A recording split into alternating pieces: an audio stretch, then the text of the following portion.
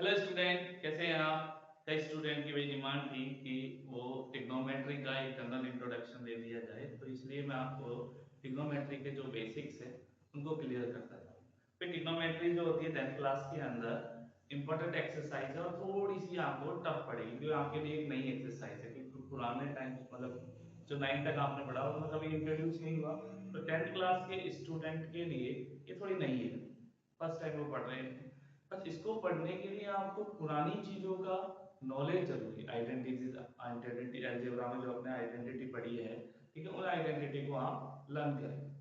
उसके अलावा आप रिलेशंस जो हम यहाँ बनाएंगे, आपकी कैलकुलेशंस जो यूज करेंगे, उन सबको आप प्रॉपर तरीके से प्रैक्टिस करेंगे, तो आपको ट्रिग्नोमेट्री जरूर है। Okay, clear. तो हम स्टार्ट करते हैं।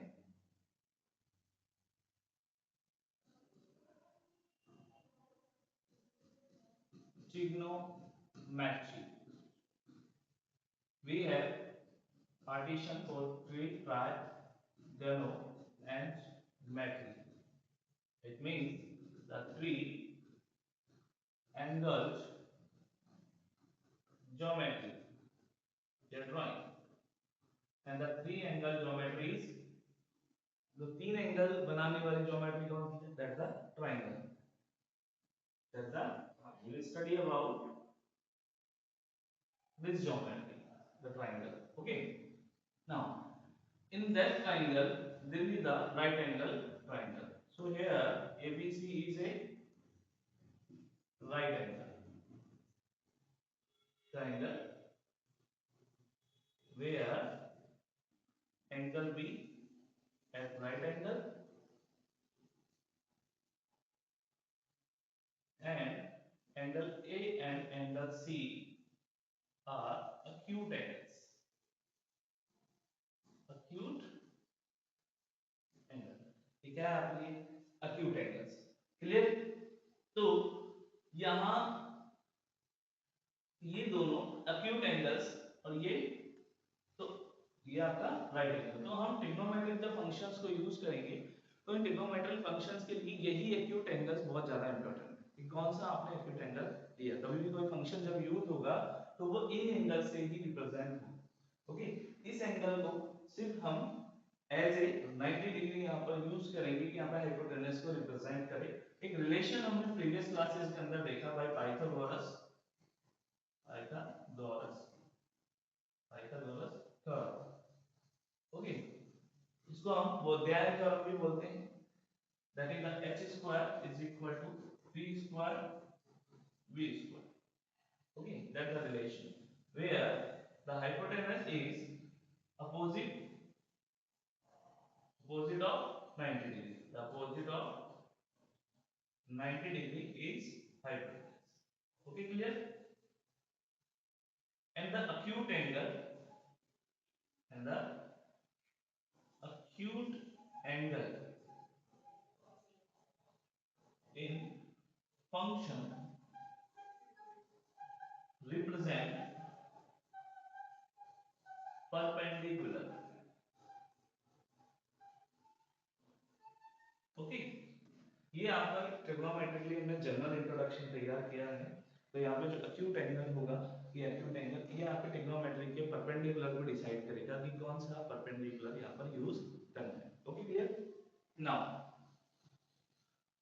The trigonometric functions that trigonometric functions relates to sides of triangle. Which triangle? Right angle triangle. Okay, clear? Now we have the function sine angle theta.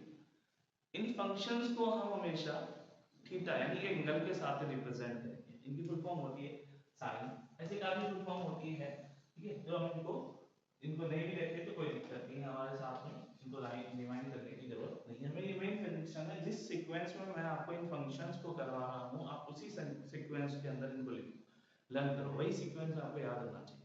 Okay, next second cos theta third one tan theta, fourth one is cot theta, fifth sec theta, sixth cosec theta.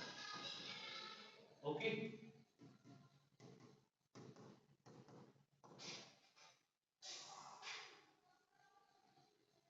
एक बार mic check कर लीजिए। Now यहाँ पे that the base, that perpendicular and that is hypotenuse. Okay,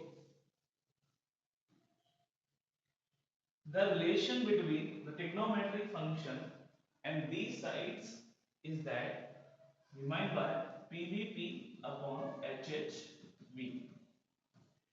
We have many tricks to remind this as in Hindi पंडित बोले प्रसाद हर हर बोले। Okay okay, यहाँ पे आपके पास क्या है, पंडित बोले प्रसाद हर हर बोले। ये आपके पास एक ट्रिक है जिससे आप इसको रिमाइंड कर सकते हैं। P upon H, that the function of for sin, it's sin. V upon H, that represent cos, and that is P upon V, it's tan. Okay, clear? Now write it, P upon V upon H and P upon V. These trigonometric functions are opposite of 1 by 1. The cot theta is opposite of tan theta, that P upon P. Cos theta is opposite of sec theta, is H upon V. And sin theta is opposite of cosec theta, is H upon V. That's the relation of trigonometric function with the sides of a triangle. Okay, clear? Now, decision of perpendicular. That's the notice point. The perpendicular decided by acute angle. The theta at this angle, then that is the perpendicular. If theta at this point, then perpendicular is that. Okay, तो आपको क्या करना है, opposite side of theta decide your perpendicular.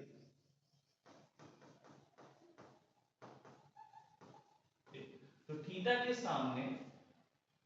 सामने जो side होगी ना वही परपेंडिकुलर। अगर आपका ये थीटा यहाँ रखा हुआ है तो ये आपका क्या हो जाएगा, परपेंडिकुलर हो जाएगा। क्लियर? ये थीटा अगर यहाँ रखा है तो यहाँ पर रिप्रेजेंटेशन में ये थीटा एक एंगल है जो कि यहाँ पर अगर ए है तो एंगल ए के सामने क्या हो गया, आपके perpendicular.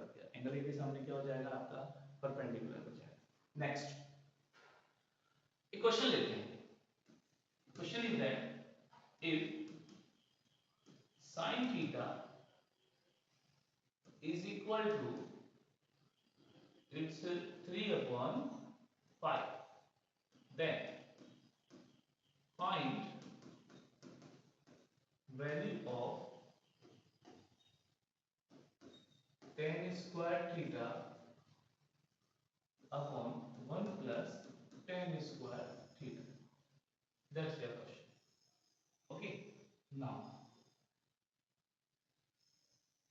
here we have sin theta 3 upon 5, that ratio which is equal to the ratio in triangle P upon H.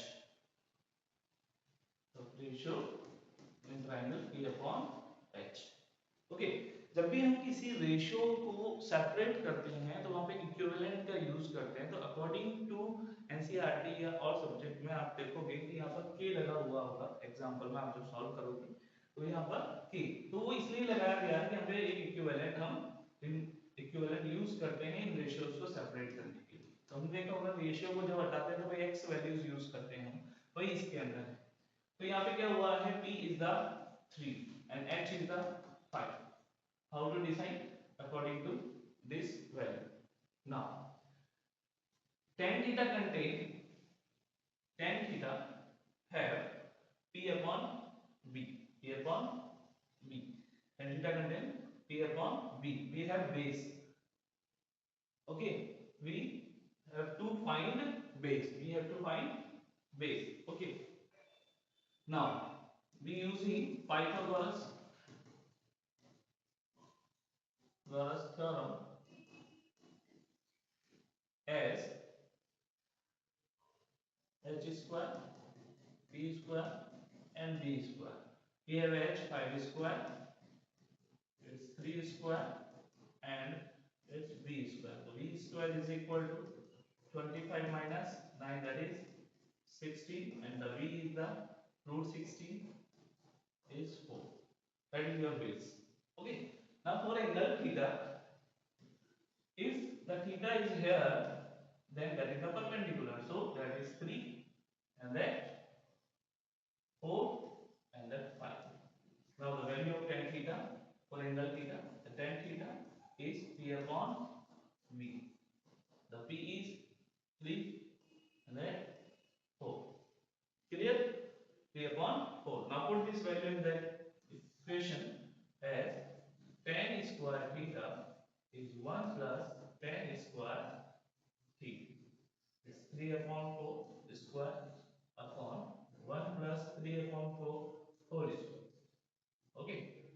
Now that is 9 upon 16 and 1 plus 3 upon 3 is 9 and that's 16. The LCM of this number 9 upon 16 and 16 plus 9. The LCM is same. So cut. Then 9 upon 25, the value of this equation of trigonometric function. Okay, clear? इस तरह से आपको हर एक के अंदर values को रखते जाना है, इन वैल्यू से फाइंड करना है और हमें इसके अंदर जो ट्रिग्नोमेट्रिक फंक्शन की वैल्यूज को निकाल के पुट करना है। ऐसे काफी रिलेशन से जो आपके अंदर यूज करा जा सकते हैं, क्वेश्चंस में यूज किया जा सकता है, सिचुएशन कुछ भी दे सकता है, पर आपको ध्यान में रखना पैटर्न यही रहेगा। आपके पास एक साइड है, वो नहीं होगी, उसको आपको पाइथागोरस से निकालना और इसके अंदर जो भी आपको क्वेश्चन दिया है उस ट्रिग्नोमेट्रिक फंक्शन की वैल्यू निकालनी है और फिर इसको करना है। ओके, ये आपके पास जनरल इंट्रोडक्शन हुआ, जिसमें आप देखोगे, आप प्रीवियसली देखोगे, आपको ये रिलेशन अच्छे से याद होना चाहिए। ओके, और वीडियोस के लिए चैनल को सब्सक्राइब कर देना ताकि आप तक ये वीडियो पहुंच सके और इस वीडियो को लाइक जरूर कर देना। ओके, तो कोई डाउट हो तो आपका इसी वीडियो के नीचे कमेंट कर देना और हमारे टेलीग्राम चैनल को भी आप सब्सक्राइब करें, जिससे आपको ये इसकी पीडीएफ और नोट्स आपको मिल सके। Okay student, bye. रिमाइंड करिए।